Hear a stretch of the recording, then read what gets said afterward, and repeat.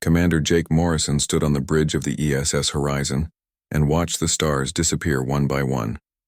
The void swarm was coming and nothing could stop it. He had seen the reports from the outer colonies.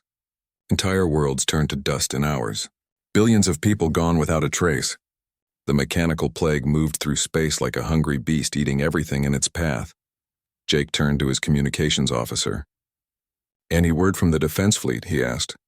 Lieutenant Danny Parker shook his head. "3 more ships went dark in the last hour, sir. The swarm took out the entire Titan Station defense grid. We are all that is left." The view screen showed the last human fleet, 50 ships against an enemy that had destroyed 1,000 worlds. Jake knew the math. They could not win this fight, but they would try anyway because that was what humans did. They fought until the end. Dr. Lisa Hamilton rushed onto the bridge carrying a datapad. Her face was pale and her hands shook. "Commander, I need to speak with you right now." "I found something in the Martian ruins. Something that changes everything." Jake followed Lisa to the briefing room. She placed the datapad on the table and activated a hologram. Ancient symbols filled the air above them. These markings are over 2 million years old. They tell a story about another civilization that faced the same swarm we are fighting now. The hologram changed to show a star map. Red dots marked dead systems across the galaxy. The swarm has done this before, Jake. It comes every few million years and destroys everything. But this time someone left us a message. They left us a way to stop it. Jake leaned forward. "What kind of way?" Lisa touched the pad and the hologram showed Earth. "Our planet is special. The magnetic field and the position in space make it perfect for something called a resonance beacon. If we can activate the technology buried under our surface, we can create a field that will stop the swarm forever." "What is the catch?" Jake asked. He knew there had to be one. Lisa looked down at her hands. "The process will destroy Earth. The planet will tear itself apart from the inside. Everyone on the surface will die. But the beacon will save every other world in the galaxy." Jake felt his heart stop. "How long do we have?" "The swarm will reach Earth in 6 days. The beacon takes 3 days to activate fully. We need to start now." Captain Ryan Brooks entered the room. He commanded the research ship ESS Discovery and had been studying the alien technology. "I have confirmed Dr. Hamilton's findings. The beacon will work, but the cost is everything we hold dear." Jake contacted President Helen Carter on Earth. The connection was weak because of the swarm interference. "Madam President, we have a situation. Dr. Hamilton will explain." Lisa told the president everything. The ancient civilization, the beacon, the price they would have to pay. When she finished, there was silence for a long time.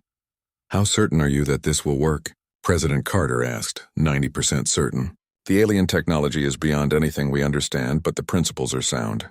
We can save the galaxy, but we will lose our home." President Carter was quiet again. Then she spoke in a voice that was strong and clear. "I will call an emergency session of the Global Council. But I think I know what the answer will be.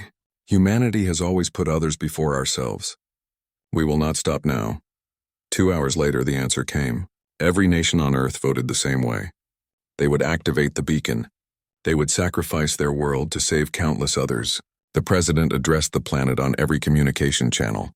"My fellow humans, today we face a choice that no species should ever have to make. We can fight and die for nothing, or we can die for everything. We choose to be remembered as the people who saved the galaxy. We choose hope over fear. We choose tomorrow over today." Jake returned to the bridge and gave orders to his fleet. They would hold the line until the beacon was ready. Every ship would fight until it could fight no more. Dr. Hamilton and Captain Brooks took shuttles down to Earth to begin the activation process. The first swarm scouts entered the solar system 12 hours later.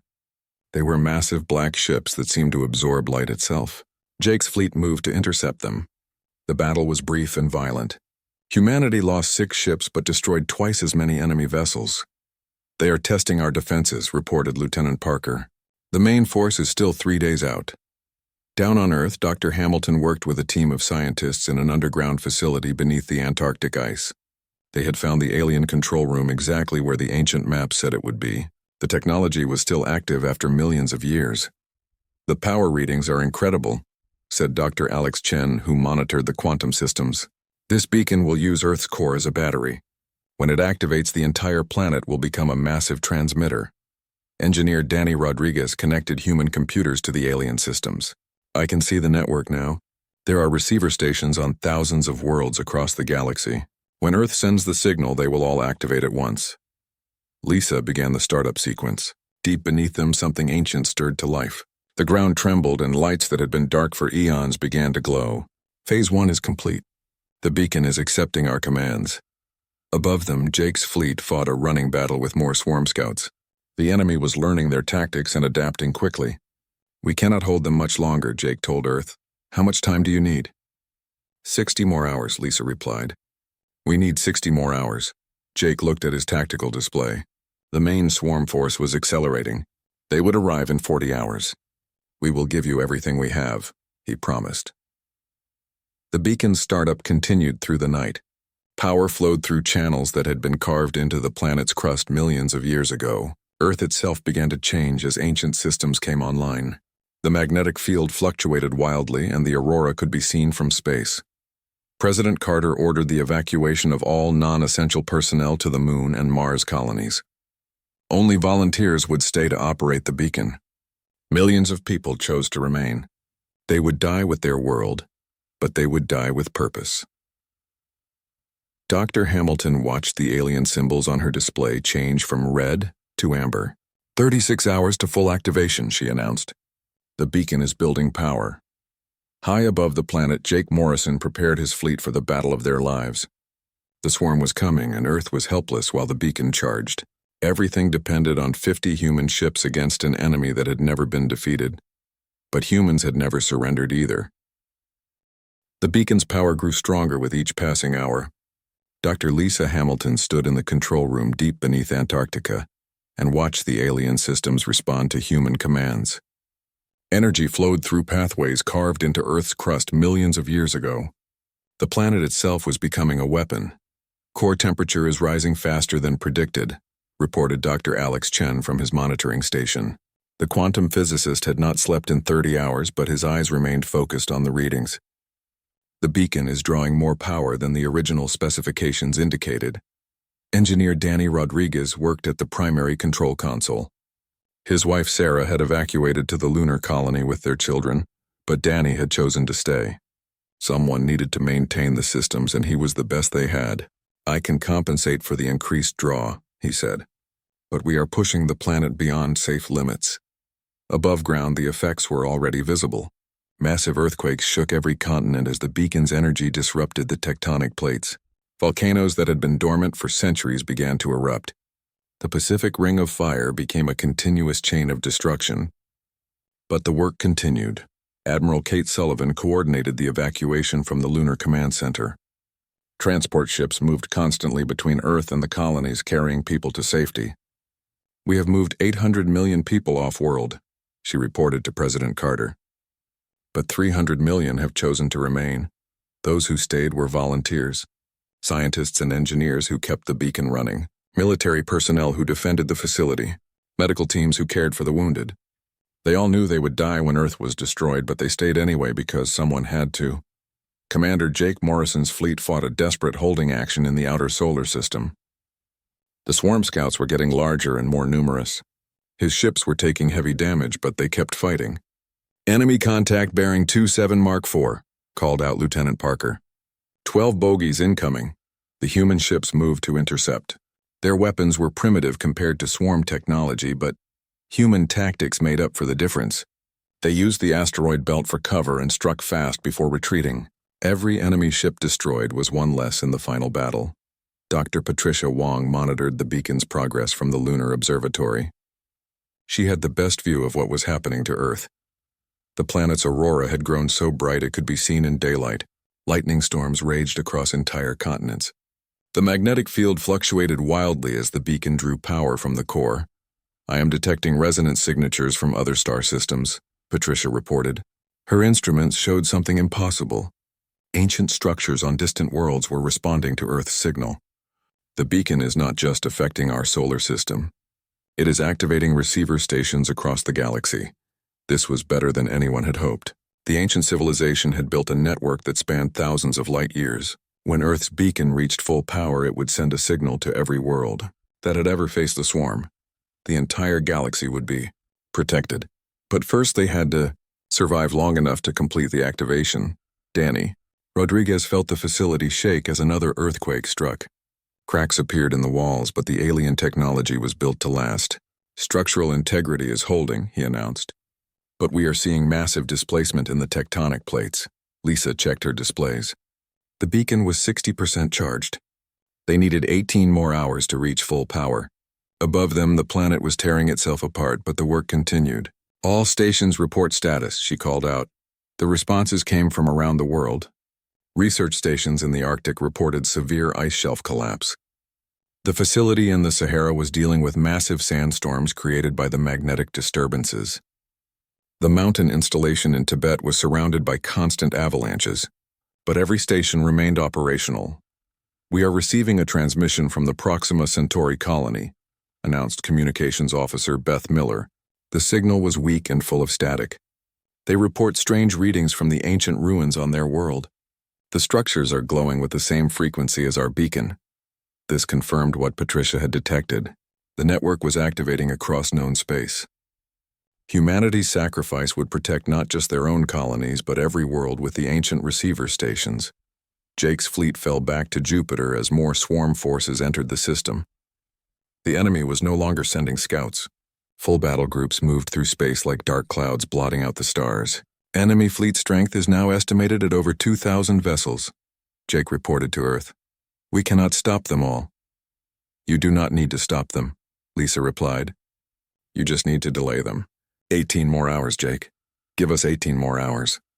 The human fleet took position behind Jupiter's moons. They would use the gas giant's gravity well to their advantage. The swarm ships were powerful, but they followed predictable patterns. Human unpredictability was their greatest weapon.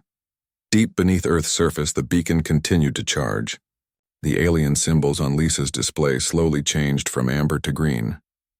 Each symbol represented a major system coming online. When all were green, the beacon would be ready to send its galaxy-spanning signal. Power flow is at maximum safe levels, reported Alex Chen. Any higher, and we risk cascade failure. Then we run at maximum, Lisa decided. We cannot afford to play it safe. Danny Rodriguez nodded and adjusted the controls. Power surged through the system and the facility shook more violently. Emergency lights flickered as the main power grid struggled to handle the load. But the beacon held steady. President Carter remained in the White House even as Washington, D.C. was evacuated around her. She insisted on staying until the last possible moment. I will address the nation one final time, she told her staff. The people deserve to hear from their leader. Her final speech was broadcast to Earth and all the colonies. My fellow humans, in 18 hours our world will be gone, but our spirit will live forever. We are about to do something no species has ever done before. We are going to save everyone, not just ourselves, but every thinking being in the galaxy. This is humanity's greatest moment. The speech reached Jake's fleet as they prepared for their final battle. The swarm main force was only hours away. His 50 ships would face an armada that had conquered 1,000 worlds. But they would fight because that was what humans did. All ships prepare for combat, Jake ordered. We are not just defending Earth. We are buying time for the greatest weapon ever built. Make every shot count. The beacon's charge reached 80%. Lisa could feel the planet's agony through the facility's sensors. Earth was dying, but it was dying for a purpose. The magnetic field was so distorted that navigation satellites failed. The atmosphere sparked with constant electrical discharge. But the ancient technology endured. I am detecting massive gravitational anomalies, reported Patricia from the Lunar Observatory. The beacon is affecting space-time itself. Whatever this technology does, it operates on principles we do not understand. Lisa looked at her countdown timer. 16 hours remaining. The planet would survive that long, it had to. The galaxy was depending on them. Danny Rodriguez received a message from his wife on the lunar colony. She begged him to evacuate while there was still time. He looked at the beacon controls and made his choice. Tell Sarah I love her, he said to the communications officer. Tell her I died saving everyone. The beacon's hum grew louder as it approached full power. Soon it would sing its song of protection across the stars. The signal spread across the galaxy at faster than light speed. Ancient ruins on thousands of worlds began to glow with the same energy that was tearing Earth apart. The beacon's song reached civilizations that had never heard of humanity and activated technology that had slept for millions of years. On the homeworld, Of the Xylorian Republic the Great, monuments began to shine with brilliant light. Zethkai was the fleet commander of their space forces, and he watched in amazement as structures older than his civilization came to life. "What is happening?" he asked his science officer. "The resonance is coming from a system 30,000 light-years away," replied the officer. "A small yellow star with a species called humans. They are activating the network." Zethkai had heard legends of the network, stories passed down from their ancestors about ancient guardians who would one day wake the sleeping defenses, but he had never believed them until now. "Send word to the council. The prophecies are coming true." Similar scenes played out across the galaxy. The crystalline architects of Vega watched their sacred towers pulse with energy. The gaseous minds of the Nebula Collective felt the signal through their distributed consciousness. Species that had never met all shared the same experience as their worlds connected to the ancient network. On Earth, the beacon reached 90% power. Dr. Lisa Hamilton could barely stand as the facility shook with constant earthquakes. The alien control room was the only stable place on a planet that was destroying itself. "All systems are responding normally," she reported. 10 more hours to full activation. Commander Jake Morrison's fleet engaged the swarm's advance forces near Jupiter. The enemy ships moved in perfect formation like a school of mechanical fish. But something was wrong with them. Their movements were less coordinated than before. "I am seeing system failures in their lead vessels," reported his tactical officer. "Their formation is breaking up." The beacon's influence was already affecting the swarm. The mechanical plague relied on a collective intelligence that linked every unit across vast distances. Earth's signal was disrupting that connection, and the enemy was beginning to malfunction. "Press the attack," Jake ordered. "They are vulnerable." The human fleet struck hard and fast. Ships that should have been invincible began to fall as their systems failed. For the first time in this war, humanity was winning battles instead of just delaying defeat. Deep in the Antarctic facility, engineer Danny Rodriguez monitored the power flow through the beacon. The strain on Earth's core was enormous. Massive fissures opened across continents as the planet's crust cracked under the pressure. But the alien technology held firm. "Geological stability is at minimum safe levels," he announced. "But we are still within operational parameters." Dr. Alex Chen watched his quantum readings with growing excitement. "The beacon is not just sending a signal, it is creating a permanent field that will last for millions of years. Even after Earth is gone, the protection will remain." This was beyond what anyone had hoped for. The ancient civilization had not just built a weapon, they had built eternal protection for future generations. Humanity's sacrifice would save species that had not even evolved yet. Admiral Kate Sullivan received reports from colonies across human space. "The ruins on New Terra are active. The archaeological site on Haven is sending out its own signal. Every world with ancient structures is joining the network." The pattern was clear. The galaxy's previous inhabitants had prepared for this moment. They had seeded worlds with receiver stations and waited for someone brave enough to activate the beacon. That someone turned out to be humanity. Dr. Patricia Wong detected incoming ships from deep space. "I am reading multiple fleets converging on our position." "They are not swarm vessels. These ships are unknown. The alien fleets belong to the civilizations whose worlds had awakened. They came not to fight but to witness humanity's sacrifice." Zethkai's ships arrived first, followed by the crystal vessels of the architects. Soon the solar system was filled with representatives from across the galaxy.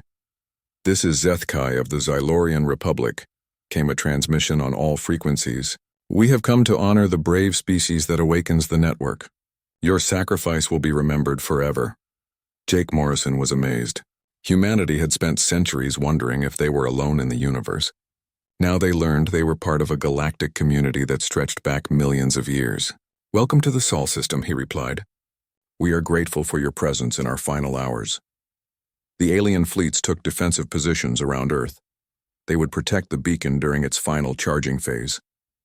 Ships from a dozen species worked together for the first time in galactic history. The swarm had united them in common purpose. Lisa discovered something else in the ancient archives. The beacon would do more than stop the swarm. It would create a communication network that linked every world in the galaxy. Civilizations would be able to share knowledge instantly across vast distances. "We are not just saving the galaxy," she told her team. "We are uniting it." The beacon reached 95% power as Earth entered its final agony. The planet's magnetic field was so distorted that compass needles spun wildly. The aurora was visible from Mars as Earth's atmosphere lit up with electromagnetic discharge. Volcanic activity increased dramatically as the core temperature rose beyond safe limits. President Carter made one last broadcast from the White House as the building shook around her. To our new friends among the stars, take care of each other, learn from each other, build something better than what came before. That is all we ask. Danny Rodriguez felt the control room floor crack beneath his feet. The facility's structural integrity was failing, but the beacon remained stable. Primary systems are holding, he reported. But we are approaching critical failure in the support structures. How much longer can you maintain the beacon? Lisa asked. As long as it takes, Danny replied. This is what we came here to do. The swarm's main force finally arrived at the edge of the solar system. Thousands of ships that had destroyed countless worlds faced the united fleets of the galaxy. But the mechanical plague was no longer invincible. The beacon's signal had spread confusion through their ranks. Zethkai coordinated the defense with Jake Morrison. Your beacon is affecting them more than we hoped. Their collective intelligence is fragmenting. We can defeat them.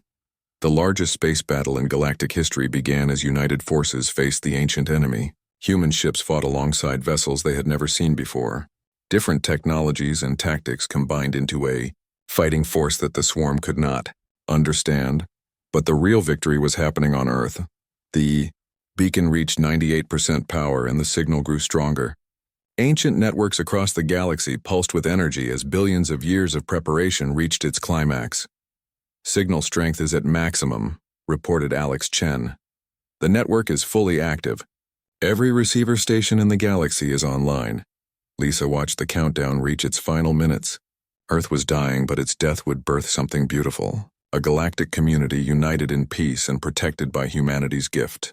2 more hours, she announced. 2 more hours and it will be finished. The beacon's song grew louder as it prepared to sing its final note. The note that would echo across the stars forever. The swarm's main force entered the solar system like a dark wave of death. Thousands of mechanical ships stretched across space in formations that had conquered entire sectors. But they were no longer the perfect killing machines they had been. The beacon's signal disrupted their collective mind and confusion spread through their ranks.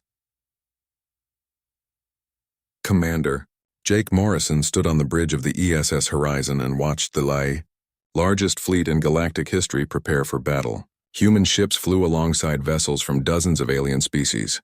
The Xylorian warships with their curved hulls gleamed silver in the starlight. The crystal ships of the architects refracted light into rainbow patterns. The gaseous vessels of the nebula mines shifted and flowed like living clouds. All fleets report ready for combat, announced Zethkai over the communication network. The Xylorian commander had become the unofficial leader of the alien forces. We stand with humanity in this final hour. Jake felt pride swell in his chest. Humanity had dreamed of joining a galactic community for centuries. They had never imagined it would happen like this, but here they were, fighting alongside species from across the stars. All human vessels prepare for engagement, he ordered. Today we fight not just for Earth, but for every world that will ever know peace. On Earth's surface, the beacon approached full power while the planet died around it. Dr. Lisa Hamilton worked in the control room as the facility shook with constant earthquakes. Cracks ran across the walls and emergency lighting flickered. The air was thick with dust from falling debris, but the ancient alien technology remained stable. Beacon power at 99.7%, reported Dr. Alex Chen. His monitoring station showed readings that defied physics. The beacon was drawing energy directly from Earth's core and converting it into a signal that spanned the galaxy. All network nodes are responding. The field strength is beyond anything we predicted. Engineer Danny Rodriguez felt the floor split beneath his feet as another massive tremor shook the facility. The planet's crust was fracturing as tectonic plates shifted under the beacon's influence. Above ground, entire mountain ranges collapsed into the sea while new volcanoes erupted every hour. Structural integrity is failing, but the beacon is holding steady, he announced. We can maintain power for another hour. Admiral Kate Sullivan watched the battle begin from the Lunar Command Center. The first exchange of fire lit up space like a deadly fireworks display. Swarm ships launched waves of energy weapons that could vaporize mountains. The Allied fleet responded with everything they had. Human casualties are lighter than expected, she reported. The enemy's targeting systems are malfunctioning. The beacon's influence on the swarm was stronger than anyone had hoped. Ships that should have moved in perfect coordination stumbled into each other. Weapons that never missed fired wild shots into empty space. The mechanical plague's greatest strength was becoming its weakness as the signal corrupted their shared intelligence. Lieutenant Colonel Sam Peterson led the last ground forces on Earth in defending the beacon facility. His soldiers fought not against invasion but against the planet itself as it tried to tear the installation apart. South entrance is blocked by debris, he reported. But the main access routes remain clear. Dr. Patricia Wong detected something incredible from her lunar observatory. The beacon's signal is being amplified by receiver stations across the galaxy. I am reading energy levels that should be impossible. The ancient network is working better than its builders ever imagined. The battle in space intensified as both sides committed their full strength. Jake Morrison led his squadron against a cluster of swarm command vessels. The enemy ships were massive black constructs that seemed to absorb light itself, but they moved sluggishly as the beacon signal interfered with their systems. Target their central processing nodes, Jake ordered. Human intelligence had learned the swarm's weaknesses through hard experience. Hit them where they think. The combined fleet pressed their advantage. Silurian ships used gravity weapons that crushed enemy hulls. The Crystal Architects fired beams of pure energy that cut through swarm armor like paper. The Nebula mines surrounded enemy vessels with clouds of corrosive gas that ate through their shields. But the swarm still numbered in the thousands, and they fought with the desperation of dying animals. Mechanical voices screamed across the communication channels as their collective mind fragmented. Individual ships began acting on their own for the first time in millions of years. On Earth, the beacon reached its final phase. Lisa watched the alien symbols on her display turn from green to brilliant white. The power readings climbed beyond the scale of her instruments. Beacon at full power, she announced. Beginning final transmission sequence. The planet's death throes reached a crescendo. Continents cracked open like broken eggs, spilling molten core into the oceans. The magnetic field collapsed completely, allowing solar radiation to strip away the atmosphere. But deep underground, the beacon sang its song of protection across the void. Signal transmission confirmed, reported Alex Chen. The network is receiving and amplifying. Field generation is at maximum strength. Danny Rodriguez felt the control room ceiling begin to collapse. Chunks of reinforced concrete crashed down around him, but he remained at his station. Primary systems are stable. I can maintain the beacon for as long as needed. The signal reached every corner of the galaxy in moments. On thousands of worlds, the ancient receiver stations flared to life. A protective field spread through space that would guard against the swarm for millions of years to come. Any mechanical plague that tried to cross it would be instantly destroyed. In space, the effect was immediate. Swarm ships began shutting down as their basic programming was overwritten by the beacon's signal. The machines that had terrorized the galaxy for eons became harmless chunks of metal, drifting through the void. Enemy fleet is standing down, reported Jake's tactical officer. All swarm vessels have gone dark. Seth Kai's voice came over the communication network, filled with wonder. It is finished. The ancient enemy is defeated. The galaxy is free. But the price was still being paid on Earth. The planet's core had become unstable from the beacon's power draw. Massive explosions deep underground sent shockwaves through the crust. The surface cracked like broken glass as Earth began its final collapse. President Carter made one last transmission from the White House as the building crumbled around her. To all the peoples of the galaxy, we give you this gift freely. Use it well. Build a better tomorrow than we could ever imagine. Lisa felt the facility shake as Earth's core began to destabilize. The beacon had done its work, but the planet could not survive the process. All personnel prepare for evacuation, she ordered. The beacon is autonomous now. It will complete its cycle without us. Danny Rodriguez shook his head. Someone needs to monitor the final phase. I'm staying. Danny, no, Lisa pleaded. You have done enough. Your family needs you. My family needs to live in a safe galaxy, Danny replied. This is how I make sure they do. Lisa and the other scientists evacuated to waiting shuttles as the facility collapsed around them. Danny remained at his post as the control room filled with smoke and debris. The beacon's hum grew louder as it prepared for its final transmission. Dr. Patricia Wong watched from the lunar observatory as Earth began to glow from within. The planet's core was visible through massive cracks in the surface. The beacon is entering its terminal phase, she announced. Earth has maybe minutes left. Jake Morrison led the evacuation of the last human ships near Earth. The planet was too dangerous to approach as massive chunks of crust flew into space. But he could not bring himself to leave completely. This was humanity's greatest moment and its most tragic. Danny Rodriguez sent his final message as the control room roof collapsed. Tell my wife I love her. Tell my children their father helped save the galaxy. Tell everyone that humanity died as we lived reaching for the stars. The beacon's final pulse lit up the solar system like a second sun. Earth's core exploded outward in a controlled burst that sent the beacon's energy racing toward every star in the galaxy. The planet that had given birth to humanity became a brilliant point of light that would shine forever. When the light faded, Earth was gone. In its place was a stable energy field that pulsed with the rhythm of a human heartbeat. The beacon had become eternal. The galaxy was safe and humanity's sacrifice would never be forgotten. The light of Earth's death could be seen from every world in the galaxy. Where humanity's homeworld had once orbited the sun, there was now only a glowing field of energy that pulsed with steady rhythm. The beacon had consumed the planet completely, but its signal would protect the galaxy for millions of years to come. Commander, Jake Morrison stood on the bridge of the ESS Horizon and watched the place where his home had been. The energy field was beautiful in a way that brought tears to his eyes. Earth was gone, but its purpose lived on in that eternal light. All ships stand down from combat positions, he ordered. The war is over. Around the solar system, the combined fleets of the galaxy maintained their vigil. Ships from dozens of species formed a protective circle around the beacon's remains. The swarm vessels drifted powerless through space, their mechanical minds silenced forever. The ancient enemy that had terrorized civilizations for eons was finally defeated. Zethkai transmitted from his flagship to all vessels present.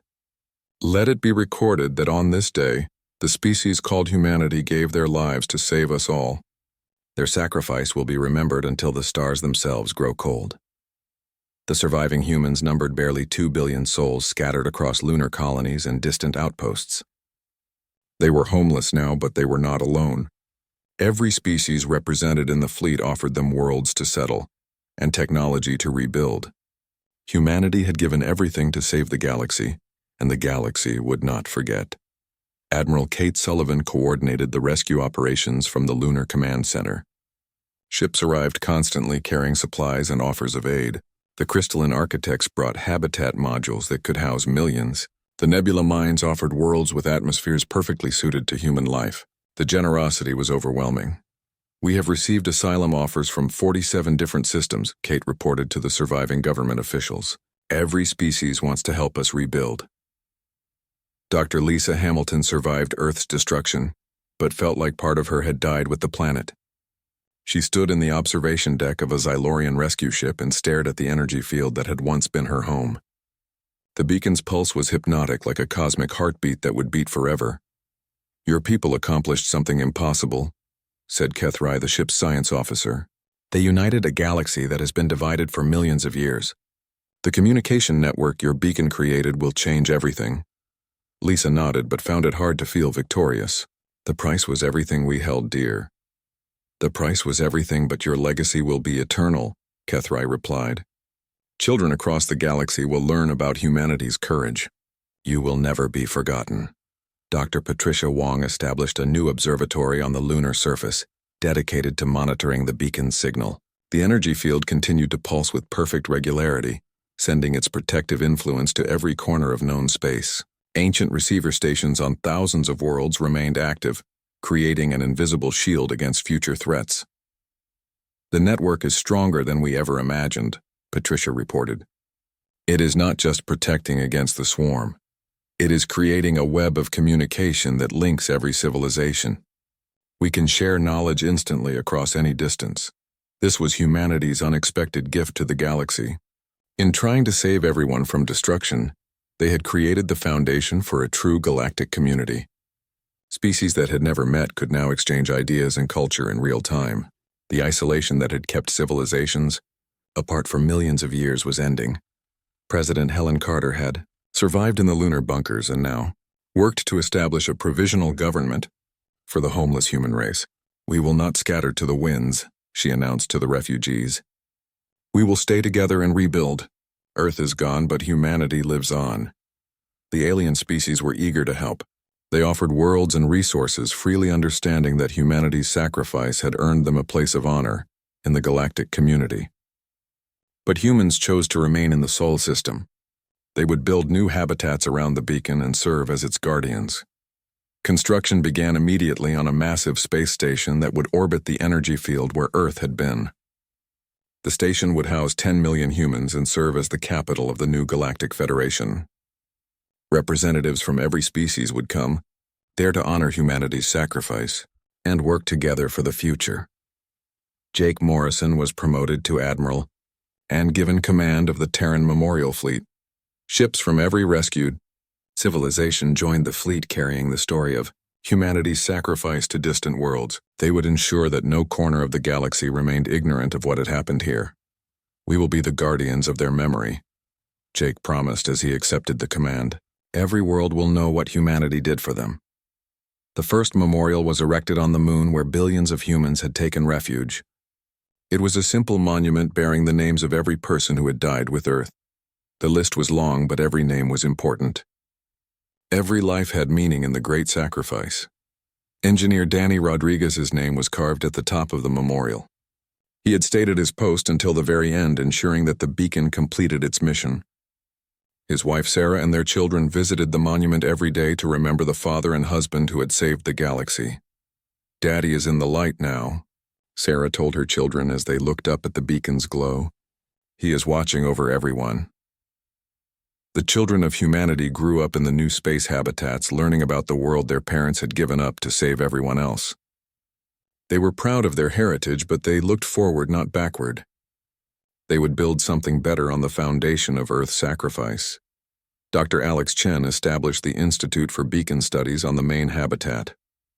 Scientists from across the galaxy came to study the technology that had saved them all. The principles behind the beacon opened new frontiers in physics and engineering. Humanity's gift kept giving. "We are reverse engineering technology that is millions of years beyond us," Alex explained to his students. "But we are not trying to copy it. We are trying to understand it so we can build something even better." The beacon's influence spread beyond just protection from the swarm. Its energy field had unexpected properties that enhanced plant growth and accelerated healing. Worlds that had been barren for eons began to bloom again. The galaxy itself was being renewed by humanity's sacrifice. Young Xylorian students learned about Earth in their history classes. They studied the brave species that had chosen to die rather than let others suffer. Human courage became a legend told around campfires on 1,000 worlds. Children across the galaxy dreamed of being as brave as the humans who had saved everyone. "What happened to their planet, teacher?" asked a curious student. "Their planet became a star that will shine forever," the teacher replied. "When you look up at the night sky, you can see the light of their sacrifice. It reminds us to be brave when courage is needed." 50 years after Earth's destruction, the galaxy had been transformed. The communication network created by the beacon had led to an age of unprecedented cooperation. Wars became impossible when every species could speak to every other instantly. Trade flourished as goods and ideas flowed freely between worlds. The space station built around Earth's beacon had grown into a city of 50 million beings. Humans lived alongside Xylorians and architects and dozens of other species. It was the heart of a galactic civilization that Earth's children helped to build. Jake Morrison was an old man now, but he still commanded the Memorial Fleet. New ships joined. Every year, as more species learned about humanity's sacrifice, the fleet had become a symbol of hope that traveled from world to world, sharing the story of the species that chose to save everyone. "Tell them about Earth," Jake would say to his crews. "Tell them about the people who reached for the stars and found the courage to light the way for everyone else." In the energy field where Earth had been, something stirred. The beacon was more than just a machine. It had absorbed the planet's life and the hopes of its people. Sometimes visitors claimed they could hear voices in the pulse whispers of encouragement and love from the humans who had become one with the light. The galaxy was safe. The stars shone brighter, and in the place where Earth had been, a light pulsed with the rhythm of humanity's heart, forever reminding everyone that some gifts are worth any price.